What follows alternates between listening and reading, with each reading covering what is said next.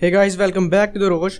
आज हम डिस्कस करेंगे सिखिज्म के थर्ड गुरु गुरु अमरदास जी के बारे में। इससे पहले हमने first Guru of Sikhism and founder of Sikhism Guru Nanak Dev ji के बारे में जाना था, जिन्होंने 28,000 किलोमीटर पैदल चल के अपनी लर्निंग्स को स्प्रेड किया, 5 उदासीज पूरी करी। फिर हमने गुरु अंगद देव जी के बारे में डिस्कस किया, जिन्होंने गुरुमुखी की शुरुआत करी और लंगर शुरू किया। और आज हम गुरु अमरदास जी, जो गुरु अंगद देव जी के सक्सेसर बने, उनके बारे में डिस्कस करेंगे। So without wasting any time, let's get started. गुरु अमरदास जी का जन्म 5 मई 1479 को पंजाब के बसरका विलेज में हुआ, जो कि अमृतसर में है। गुरु अमरदास जी के पिताजी का नाम भाई तेजबान भल्ला और माता जी का नाम माता लक्ष्मी था, और ये खत्री फैमिली से बिलोंग करते थे। गुरु अमरदास जी के पिताजी एक अच्छे ट्रेडर थे। गुरु अमरदास जी की लाइफ एक आम इंसान की तरह बीत रही थी। पहले उन्होंने पढ़ाई की, फिर बिजनेस करने लगे और उसके बाद परिवार बनाया। 24 साल की उम्र में उनकी शादी हुई माता मनसा देवी से, और फिर 4 बच्चे हुए, जिसमें 2 लड़के मोहन और मोहरी और 2 लड़कियां हुई, बीबी दानी और बीबी भानी। एक बार बहुत पहले ही एक एस्ट्रोलॉजर ने कह दिया था कि आप बहुत बड़ा काम करेंगे। गुरु अमरदास जी बहुत ज्यादा विद्वान थे, इंटेलिजेंट थे और IQ लेवल बहुत ज्यादा था। एक दिन उनके पास एक साधु आया, तो गुरु अमरदास जी ने उसे ऑफरिंग्स दी। तो साधु ने जब खाना खाया और उसके बाद जब बात करी गुरु अमरदास जी से, और साधु ने बोला कि तुम बहुत ज्यादा विद्वान हो, तुमने कौन से गुरु से शिक्षा ली है? तो गुरु अमरदास जी ने कहा कि मेरा कोई गुरु नहीं है। तो वहाँ पे साधु बड़ा दुखी हुआ और सोचा ऐसे कैसे हो सकता है। तो वह साधु वहाँ से दुखी होकर चला गया।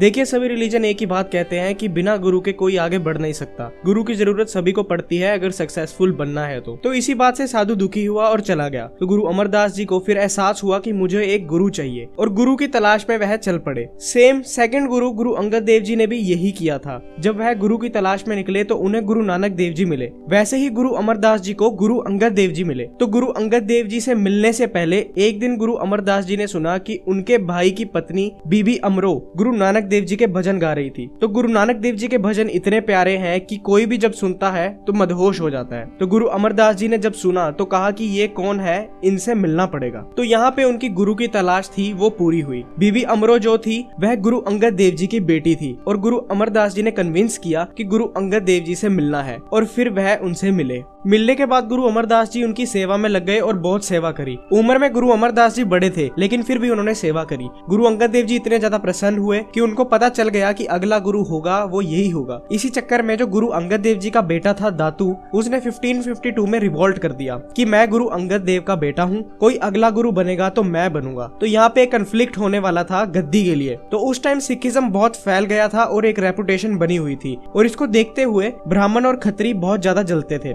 तो जब ब्राह्मणों ने देखा कि दातू रिवोल्ट कर रहा है, तो सोचा यही अच्छा मौका है, उसके साथ मिलके सिखिज्म को नीचे ला सकते हैं। गुरु अमरदास जी खादुर से गोंदवाल चले गए थे। तो दातू ने लोग इकट्ठे किए और गोंदवाल चला गया। तो जब गुरु अमरदास जी एक तट पे बैठे थे, पढ़ा रहे थे, तभी दातू गुस्से में वहां आता है और जोर से लात मारता है। गुरु अमरदास जी उस तट से गिर जाते हैं, और उसके बाद गुरु अमरदास जी रिप्लाई करते हैं, बेटा मुझे माफ कर दो कि तुम्हारे पैरों को इतनी ज्यादा चोट आई। मेरी हड्डियों से अगर जरा सी भी तुम्हें चोट आई है तो मैं तुमसे माफी मांगता हूँ। तो ये देखने के बाद लोगों को बहुत गुस्सा आया कि हमारे गुरु के साथ ऐसा कैसे कर सकते हो। दातू पूरा घमंड में था कि मैंने इस थ्रोन को ऑक्यूपाई कर लिया, लेकिन सिखों ने इनकार कर दिया उसे गुरु मानने से, और कहा गुरु अमरदास जी हमारे गुरु हैं। और देखते ही देखते दातू को सभी छोड़ के चले गए, और दातू भी वहां से चला गया। और फिर लुटेरों ने उसे घायल कर दिया और उसी पैर पे वार किया जिस पैर से उसने गुरु अमरदास जी को लात मारी थी। तो यही होता है कर्मों का फल, जैसा करोगे वैसा ही भरोगे। इसके बाद गुरु अमरदास जी वहां से अपने विलेज में चले गए और लोग उन्हें ढूंढने लग गए। तो गुरु अमरदास जी अपने घर में बैठे ध्यान लगा रहे थे, और लोगों ने उन्हें ढूंढा और कहा कि आप वापस चलिए, वो तख्त है जो खाली है वो आपका ही है, और हमें दोबारा पाठ पढ़ाइए।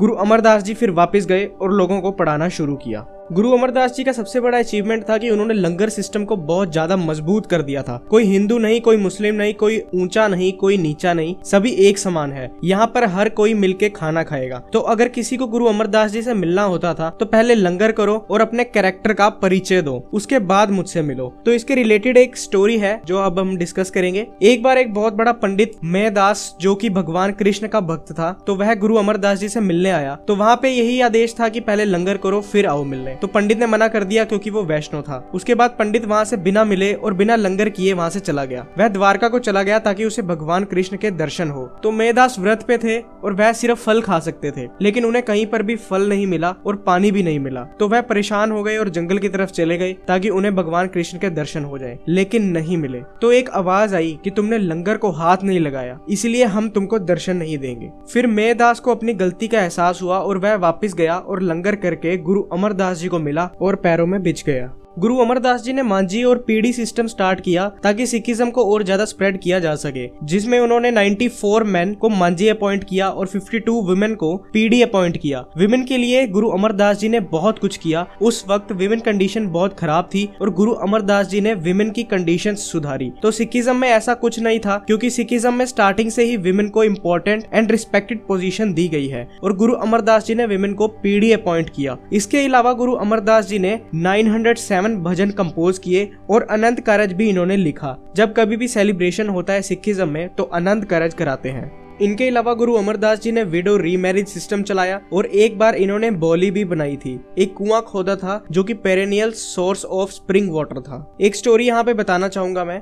एक बार अकबर भी गुरु अमरदास जी से मिलने आए थे, तो वही सिस्टम था कि पहले लंगर छको फिर गुरु अमरदास जी से मिलो। अकबर ने फिर लंगर किया सबके साथ, तो अकबर जितना लंगर खाता गया उतना ज्यादा वो खुश होता गया, इतना टेस्टी था लंगर। गुरु अमरदास जी को जब अकबर ने देखा तो गुरु अमरदास जी ने बाहें फैलाई और अकबर उनके गले मिला और अकबर ने उनके पैर छुए। तो बहुत लोगों ने कंप्लेंट की क्योंकि बहुत लोग जलते थे। लोगों ने कहा कि वह दूसरों को गलत पाठ पढ़ा रहे हैं और ये धर्म सही नहीं है। तो अकबर ने गुरु अमरदास जी को बुलाया, लेकिन गुरु अमरदास जी नहीं गए। उन्होंने गुरु रामदास जी को भेजा। गुरु रामदास जी जो है वह चौथे गुरु हैं सिखिज्म के। उनके बारे में हम एक सेपरेट वीडियो में बात करेंगे। तो वहाँ जब गुरु रामदास जी ने सिखिज्म के बारे में बताना शुरू किया तब अकबर ने सरेंडर कर दिया। तो इतना सब कुछ होने के बाद अकबर खुश हुआ और उसने तोहफा देने की बात करी, पर गुरु अमरदास जी ने पोलाइटली रिफ्यूज कर दिया। इन सब के बाद गुरु अमरदास जी अपने एक डिसाइपल से बहुत ज्यादा इम्प्रेस थे जिनका नाम भाई जेठा था, और गुरु अमरदास जी ने अपनी बेटी की शादी बीबी भानी की शादी उनसे करवाई और भाई जेठा को नाम दिया गुरु रामदास और उसके बाद उन्हें अगला गुरु बनाया।